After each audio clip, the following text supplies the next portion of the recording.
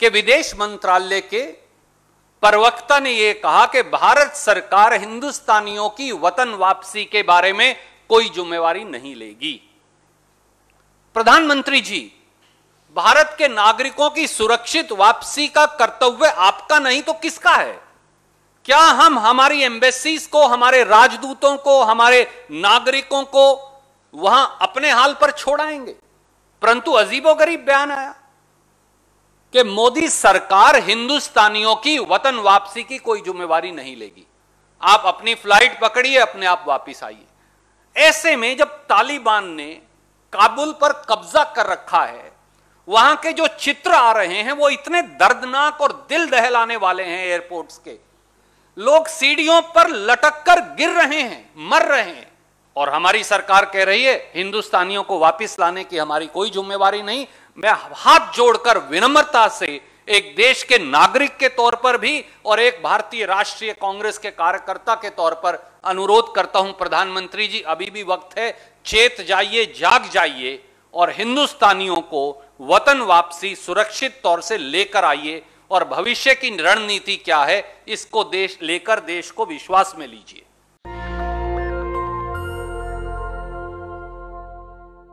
अफगानिस्तान की स्थिति बहुत खतरनाक मोड़ लिए है। भारत के सामरिक हित अफगानिस्तान के मामले में दांव पर लगे हैं।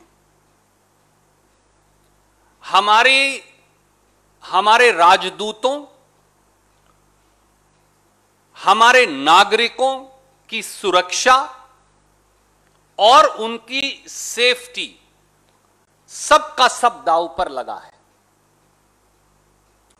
कांग्रेस पार्टी देश के हितों की रक्षा करने वाले हर कदम के साथ खड़ी है। पर आज के इस खतरनाक हालात में जब अफगानिस्तान की सरकार यकायक गिर गई है और तालिबान ने टेक ओवर कर लिया है, तो हम भारत की सरकार से एक मैच्योर राजनीतिक, रणनीतिक और डिप्लोमेटिक रिस्पॉन्स की अपेक्षा करते हैं। इन सब के बावजूद सोर्सेस को अगर मैं छोड़ दूं जिनके कोई मायने नहीं, तो माननीय नरेंद्र मोदी जी और उनकी सरकार की चुप्पी अपने आप में चिंताजनक भी है और इंट्रीगिंग भी है, रहस्यमय भी है।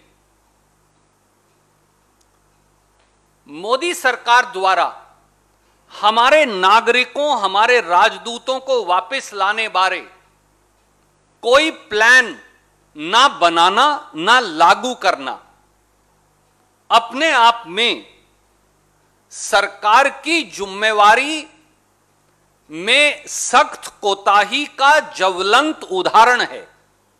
और किसी देश के नागरिक या कोई देश इस प्रकार की लापरवाही और जानबूझकर की गई कोताही को स्वीकार नहीं कर सकता। पूरा देश और दुनिया जानते हैं कि तालिबान और पाकिस्तान से चलने वाले हक्कानी नेटवर्क के तार भारत विरोधी उग्रवादी संगठनों से जुड़े हैं। वो चाहे आईएसआई के पिट्ठू, पाकिस्तान की आईएसआई के पिट्ठू जैशे मोहम्मद हो, लश्कर तोयबा हो, जमात उद दवा हो या अन्य उग्रवादी संगठन हो जो पाकिस्तान की सरजमी से पाकिस्तान के संरक्षण में भारत विरोधी उग्रवादी एक्टिविटीज करते हैं और हमारी सेनाओं और हमारे नागरिकों पर लगातार हमला करते हैं। ऐसे में मोदी सरकार की संपूर्ण चुप्पी और लापरवाही और ज्यादा चिंताजनक है, देश की सुरक्षा और देश के सामरिक हितों को देखते हुए।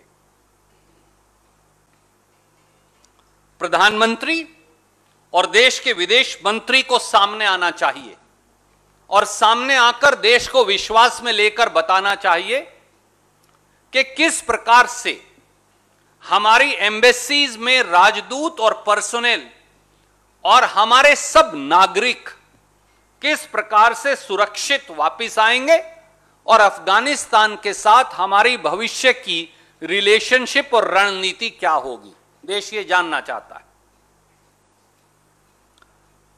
इस पूरे माहौल में जब अफगानिस्तान का पूरा गवर्नमेंट एपरेटस गिर गया है और तालिबान का कब्जा हो गया है, भारत सरकार का मौन धारण करना भारत के हितों के अनुकूल नहीं है, प्रतिकूल है। इसलिए हमारा भारत सरकार से, देश के प्रधानमंत्री माननीय नरेंद्र मोदी जी से अनुरोध है कि चुप्पी तोड़िए, निद्रा से जागिए, सोर्स बेस्ड प्लांट स्टोरी से बचिए, सामने आइए और बताइए कि भारतीय नागरिकों, भारतीय एम्बेसीज, भारतीय एसेट्स की सुरक्षा के लिए और उनकी सुरक्षित देश वापसी के लिए आपकी क्या नीति है और कब तक आप उन्हें वापस ले आएंगे। और जब इस प्रकार की खतरनाक स्थिति हमारे पड़ोस में अफगानिस्तान में उत्पन्न हो गई है, तो हमारी फ्यूचर रिलेशनशिप कैसे आप निर्णय करेंगे, निर्धारित करेंगे, इस बारे में विपक्ष को भी, देश को भी जवाब चाहिए और उन्हें विश्वास में लीजिए। हम उम्मीद करते हैं कि प्रधानमंत्री जी जो आज तक चुप हैं, मोदी सरकार जो आज तक चुप है, अब अपना मौन तोड़ेगी और देश के सामरिक हितों की सुरक्षा के लिए, क्योंकि इनका सीधा सीधा असर हमारी सीमा, खासतौर से जम्मू कश्मीर पर पड़ता है, इसलिए देश के सामरिक हितों की रक्षा के लिए क्या कारगर कदम उठाए जाएंगे, इस बारे चर्चा करके देश को विश्वास में लेगी। यूपीए के समय से लगातार ये कोशिश की कि अफगानिस्तान में प्रजातंत्र की बहाली हो, अफगानिस्तान में महिलाओं हो या पुरुष, उनको प्रजातांत्रिक आजादी कायम रहे, प्रेस की आजादी कायम रहे और बुलेट नहीं बैलेट से अफगानिस्तान का शासन चले। यह सबसे महत्वपूर्ण हमारी पॉलिसी रही है और वो पॉलिसी मोदी सरकार ने भी उसका अनुकरण किया। परंतु आप देखिए, हमने अफगानिस्तान की संसद अकेले हिंदुस्तान ने बनाई ताकि वहां प्रजातांत्रिक प्रणाली और ढांचा मजबूत हो। अफगानिस्तान का मेन हाईवे हिंदुस्तान ने बनाया। अफगानिस्तान के डैम्स एक से अधिक हिंदुस्तान ने बनाए ताकि सिंचाई के साधन हो, वहां की खेती फले फूले। 500 से अधिक प्रोजेक्ट 3 बिलियन अमेरिकी डॉलर से हमने वहां बनाए ताकि प्रजातांत्रिक ढांचा मजबूत हो। भारत का यह मानना है कि जहां जहां डिक्टेटरशिप होगी, मिलिटेंसी होगी, उग्रवाद होगा, वो दुनिया में शांति और भारत के पड़ोस में शांति पैदा करने के प्रतिकूल है। यह हमारी पंडित जवाहरलाल नेहरू के समय से निर्धारित नीति रही है। आज उस नीति पर सीधे सीधे हमला बोला जा रहा है। आज जब वहां गवर्नमेंट का स्ट्रक्चर टूट गया, तो आदरणीय मोदी जी को आगे आकर, विदेश मंत्री जी को आगे आकर बताना चाहिए कि हमारी नंबर 1 हमारे सामरिक हितों की रक्षा कैसे होगी, नंबर 2 अफगानिस्तान के साथ हमारे भविष्य की रिलेशनशिप क्या होगी, और सबसे महत्वपूर्ण, यह नंबर 3 इस ऑर्डर में नहीं है, हमारे एसेट्स और एसेट्स से भी ज्यादा हमारे एम्बेसी पर्सनल और हमारे नागरिक, उनका धर्म कुछ भी हो, उनकी देश वापसी सुरक्षित तौर से कैसे होगी। इन 3 सवालों का जवाब उन्हें अवश्य देना चाहिए। इससे ज्यादा शर्मनाक बात क्या हो सकती है।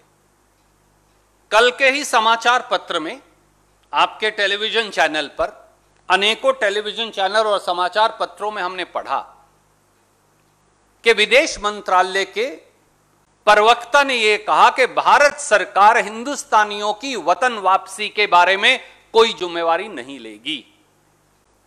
प्रधानमंत्री जी, भारत के नागरिकों की सुरक्षित वापसी का कर्तव्य आपका नहीं तो किसका है?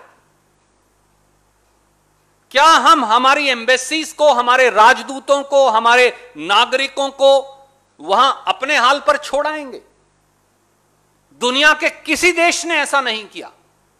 अमेरिका हो, दूसरे मुल्क हो, वो एक एक करके अपने नागरिक और अपने एसेट्स को वहां से वापस ले जा रहे हैं।